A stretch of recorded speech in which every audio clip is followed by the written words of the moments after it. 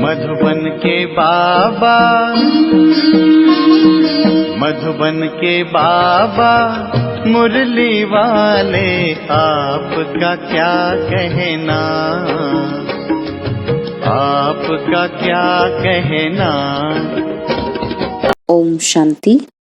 आज 25 नवंबर 2021 के साकार मधुर महावाक्य हैं।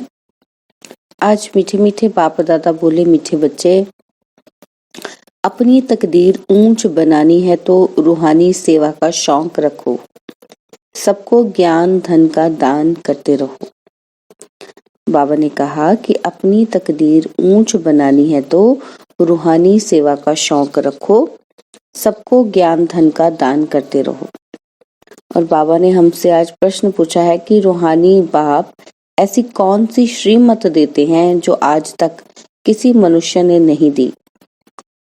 और उत्तर में बाबा कहते कि हे रूहानी बच्चे, तुम रूहानी सेवा में दधीती ऋषि की तरह हड्डियां दो। बाप से जो अविनाशी ज्ञान रत्न मिले हैं उनका दान करो, यही है सच्ची सेवा। ऐसी सेवा करने की मत कोई भी मनुष्य नहीं दे सकता। रूहानी सेवा करने वाले खुशी में नाचते रहेंगे, तकदीर ऊंच बनती जाएगी। और आज मुरली का गीत है, बदल जाए दुनिया पर मैं ना बदलूं। ओम शांति। बच्चों ने गीत की 2 लाइन सुनी, उन्होंने तो गीत बना दिया है। जैसे कोई की सगाई होती है तो यह पक्का ही है कि स्त्री पुरुष कभी एक दो को छोड़ेंगे नहीं। कोई बिरला ऐसे होते हैं जो आपस में नहीं बनती है तो छोड़ भी देते हैं। बाबा कहते, यहाँ तुम बच्चे किसके साथ प्रतिज्ञा करते हो? ईश्वर के साथ, जिसके साथ तुम बच्चों की व सज्जनियों की सगाई हुई है। परंतु ऐसा जो विश्व का मालिक बनाते हैं उनको भी छोड़ देते हैं। बाबा कहते, यहाँ तुम बैठे हो, तुम जानते हो अभी बेहद का बाप दादा आया कि आया। यह अवस्था जो तुम्हारी यहाँ रहती है बाहर सेंटर पर हो ना सके। यहाँ तुम समझेंगे बाप दादा आया कि आया, और बाहर सेंटर पर समझेंगे बाबा की बजाय मुरली आई कि आई।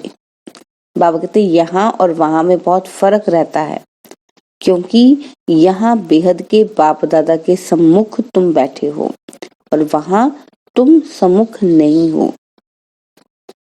चाहते हो कि सम्मुख जाकर मुरली सुने। यहाँ बच्चों की बुद्धि में आया कि बाबा आया कि आया। जैसे और सत्संग होते हैं वहां समझेंगे फलाना स्वामी आएगा, परंतु ख्यालात भी सबकी एक रस नहीं रहती। कोई को संबंधी याद आएगा, बुद्धि एक गुरु के साथ भी ठहरती नहीं है। कोई बिरला ही होगा जो स्वामी की याद में बैठा होगा। यहाँ भी ऐसे हैं, ऐसे नहीं कि सब शिव बाबा की याद में रहते हैं। बाबा कहते बुद्धि दौड़ती रहती है मित्र संबंधियों की तरफ, वो याद आएंगे। सारा समय एक ही शिव बाबा के सम्मुख में रहोगे तो समझो अहो सौभाग्य। स्थायी याद में कोई विरला ही रहते हैं। यहाँ शिव बाबा के सम्मुख रहने में तो बहुत खुशी रहनी चाहिए। बाबा कहते अति इंद्रिय सुख गोपी बल्लभ के गोप गोपियों से पूछो, यह यहाँ का गाया हुआ है। और यहाँ तुम बाबा की याद में बैठे हो, जानते हो अभी हम ईश्वर के बने हैं, फिर दैवी गोद में होंगे। भल कोई की बुद्धि में सर्विस के ख्यालात चलते हैं। बाबा कहते इस चित्र में यह करेक्शन करें या लिखें, परंतु अच्छे बच्चे होंगे तो समझेंगे कि अभी तो बाप से ही सुनना है और कोई संकल्प आने नहीं देंगे। बाबा कहते बाप ज्ञान रत्नों से झोली भरने आए हैं तो बाप से ही बुद्धि योग लगाना है। नंबरवार धारणा करने वाले तो होते ही हैं, कोई अच्छी रीति धारण करते हैं, कोई कम धारण करते हैं। बुद्धि योग और तरफ दौड़ता रहेगा तो धारणा नहीं होगी, कच्चे हो जाएंगे। 1-2 बार मुरली सुनी, धारणा नहीं हुई तो आदत पक्की हो जाती है, फिर कितना भी सुनता रहेगा धारणा होगी नहीं। बाबा कहते किसी को सुना नहीं सकेंगे। जिसको धारणा होगी उसको सर्विस का शौक होगा, उछलता रहेगा जाकर धन दान करूं, क्योंकि यह धन एक बाप के सिवाय और कोई के पास है ही नहीं। बाप यह भी जानते हैं कि सबको धारणा हो न सके, सब एक रस ऊंच पद पा नहीं सकते, इसलिए बुद्धि और तरफ भटकती रहती है। भविष्य तकदीर इतनी ऊंच बन नहीं सकती है। फिर कोई स्थूल सर्विस में अपनी हड्डी देते हैं, सबको राजी करते हैं, जैसे भोजन पकाते हैं, खिलाते हैं, यह भी सब्जेक्ट है ना। बाबा कहते सर्विस का जिनको शौक होगा वह मुख से कहने बिना रहेंगे नहीं। फिर बाबा देखते भी हैं कि कहाँ दे अभिमान तो नहीं है, बड़े का रिगार्ड रखते हैं व नहीं, बड़े महारथियों का रिगार्ड तो रखना होता है। बाबा कहते हाँ, कोई छोटा भी होशियार हो जाता है तो हो सकता है कि बड़ों को उनका रिगार्ड रखना पड़े, क्योंकि बुद्धि उनकी गैल्प कर लेती है। सर्विस का शौक देख बाप तो खुश होगा ना, यह अच्छी सर्विस करेंगे। सारा दिन प्रदर्शनी समझाने की भी प्रैक्टिस करनी चाहिए।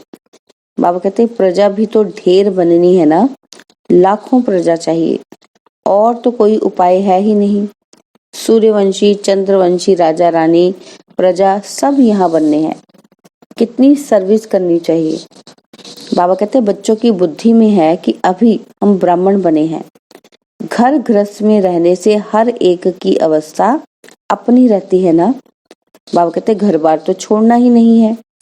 बाबा कहते हैं भल घर में रहो, परंतु बुद्धि में यह निश्चय रखना है कि यह पुरानी दुनिया खत्म हुई पड़ी है, हमारा अब बाप से काम है। बाबा कहते यह भी जानते हैं कि कल्प पहले जिन्होंने यह ज्ञान लिया था वही लेंगे। सेकंड बाय सेकंड हू बहू रिपीट हो रहा है। आत्मा में ज्ञान है ना, बाप के पास भी ज्ञान है। बाबा कहते तुम बच्चों को भी बाप जैसा बनना है, पॉइंट धारण करनी है। सब पॉइंट एक साथ नहीं समझाई जाती है, लक्ष्य पक्का रखा जाता है। बाबा कहते विनाश भी सामने खड़ा है, यह वही विनाश है। सतयुग त्रेता में कोई लड़ाई आदि होती नहीं, वह तो बाद में जब बहुत धर्म होते हैं, लश्कर बड़े होते हैं, तब लड़ाई शुरू होती है। बाबा कहते पहले पहले आत्माएं सतो प्रधान से उतरती हैं, फिर सतो रजो तमो में आती हैं। यह सब बुद्धि में रखना है। कैसे राजधानी स्थापन हो रही है, यहाँ बैठे हो तो यह बुद्धि में रखना है। शिव बाबा आकर हमको खजाना देते हैं, जिसको बुद्धि में धारण करना है। बच्चे बाबा कहते हैं अच्छे अच्छे नोट्स लेते हैं, नोट्स लेना अच्छा है तो बुद्धि में टॉपिक आएगी। बाबा कहते आज इस टॉपिक पर समझाएंगे। बाप कहते हैं कि हमने तुमको कितना खजाना दिया था। सतयुग त्रेता में तुम्हारे पास अथाह धन था, और फिर वाम मार्ग में जाने से कुछ कम होता गया। बाबा कहते खुशी भी कम होती गई, कुछ ना कुछ विकर्म होने लगे। उतरते उतरते कलाएं कम होती जाती हैं। सतो प्रधान, सतो रजो तमो की स्टेजेस होती हैं ना। सतो से रजो में आते हैं तो ऐसे नहीं कि फट से आ जाते हैं। बाबा कहते तमो प्रधान में भी आहिस्ते आहिस्ते उतरते हो, उसमें भी सतो रजो तमो स्टेजेस आएंगी, फट से तमो प्रधान नहीं होंगे।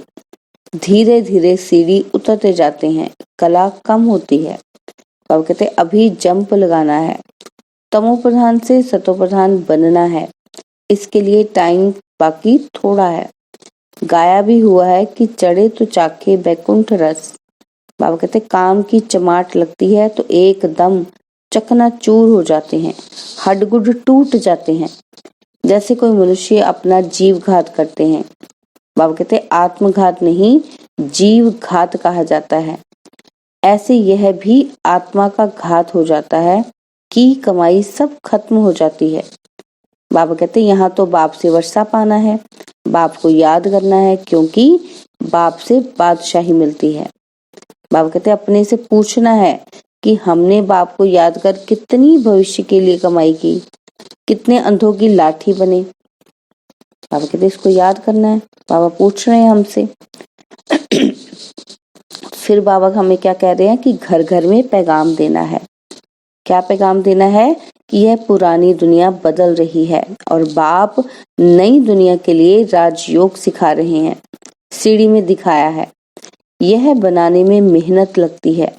सारा दिन ख्यालात चलता रहता है कि ऐसा सहज बनावे जो कोई समझ जाए।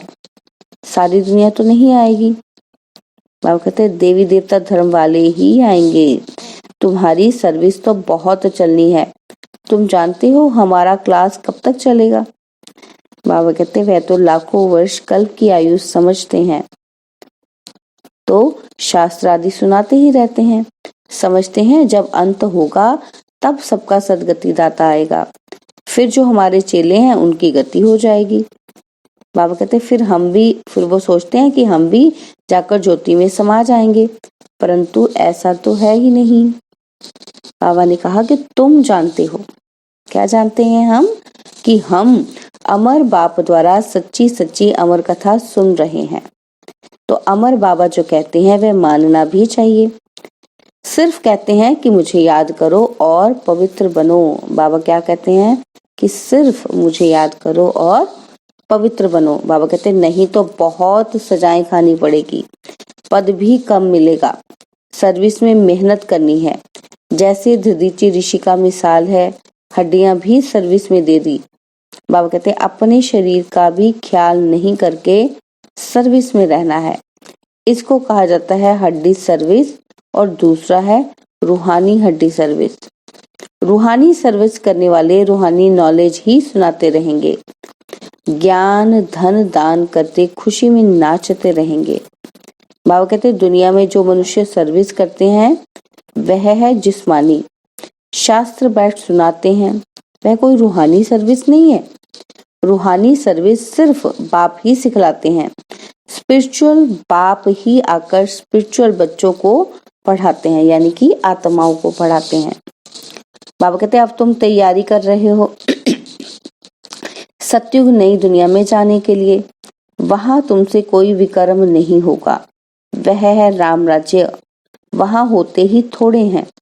बाबा कहते वह थोड़े मनुष्य आकर पढ़ेंगे। अभी तो रावण राज्य में सब दुखी है ना। यह सारी नॉलेज तुम्हारी बुद्धि में है। कैसे है? नंबरवार पुरुषार्थ अनुसार। बाबा ने कहा कि इस सीढ़ी के चित्र में ही सारी नॉलेज आ जाती है। यह चित्र बनाने के लिए मशीनरी चाहिए। उस गवर्नमेंट की रोज अखबारें कितनी छपती हैं, कितनी कारोबार चलती है, यहाँ तो सब हाथ से बनाना पड़ता है। बाप कहते हैं ये अंतिम जन्म पवित्र बनो तो पवित्र दुनिया के मालिक बनेंगे। यह नॉलेज कोई के पास नहीं है। कहेंगे इस सीढ़ी में और धर्मों का समाचार कहाँ है? बाबा कहते हैं वह भी इस गोले में लगा हुआ है। वह नई दुनिया में तो आते ही नहीं है, उनको शांति मिलती है। भारतवासी ही स्वर्ग में थे। बाबा कहते थे ना, भारत में ही बाप राजयोग सिखलाने आते हैं, इसलिए भारत का प्राचीन राजयोग सब पसंद करते हैं। इस चित्र से वह खुद ही समझ जाएंगे कि बरोबर नई दुनिया में सिर्फ भारत ही था। अपने धर्म को भी समझ जाएंगे। जैसे क्राइस्ट आया धर्म स्थापन करने, इस समय वह भी बैगर रूप में है। बाबा कहते सभी तमो प्रधान है। यह रचता और रचना की कितनी बड़ी नॉलेज है। तुम कह सकते हो कि हमको किसी के पैसे की दरकार नहीं है, पैसा हम क्या करेंगे? बाबा कहते उनको बोलो कि तुम यह सुनो और दूसरों को सुनाने के लिए यह चित्र आदि छपाओ। इन चित्रों से काम लेना है। हॉल बनाओ जहाँ यह नॉलेज सुनाई जाए। बाकी हम पैसा लेकर क्या करेंगे? तुम्हारे ही घर का कल्याण होना है। तुम सिर्फ प्रबंध करो, बहुत आकर सुनेंगे। रचना और रचता की नॉलेज तो बड़ी अच्छी है। बाबा कहते यह तो मनुष्य को ही समझनी है। विलायत वाले ये नॉलेज सुनकर बहुत पसंद करेंगे, बहुत खुश होंगे। समझेंगे हम भी बाप के साथ योग लगाएंगे तो विकर्म विनाश हो जाएंगे। सबको बाप का परिचय देना है। समझेंगे यह नॉलेज गॉड फादर के सिवाय कोई को दे न सके। कहते हैं खुदा ने बहिश्त स्थापन किया, परंतु वह कैसे आते हैं ये किसी को पता ही नहीं है। तुम्हारी बातें सुनकर बहुत खुश होंगे और फिर पुरुषार्थ कर योग सीखेंगे। तमो प्रधान से सतो प्रधान बनने के लिए भी पुरुषार्थ करेंगे। बाबा कहते सर्विस के लिए तो बहुत ख्याल करना चाहिए। भारत में हुनर दिखाएं तब बाहर भेजेंगे। यह मनुष्य जानेंगे नई दुनिया बनने में कोई देर थोड़ी लगती है। कहाँ भी अर्थक्वेक आदि होती है तो 2-3 वर्ष में एकदम नए मकान बन जाते हैं। जितना बहुत कारीगर होंगे उतना जल्दी मकान बनेंगे। बाबा कहते 1 मास में भी मकान बना सकते हैं। कारीगर, सामान आदि सब तैयार हो फिर बनने में देर थोड़ी लगेगी।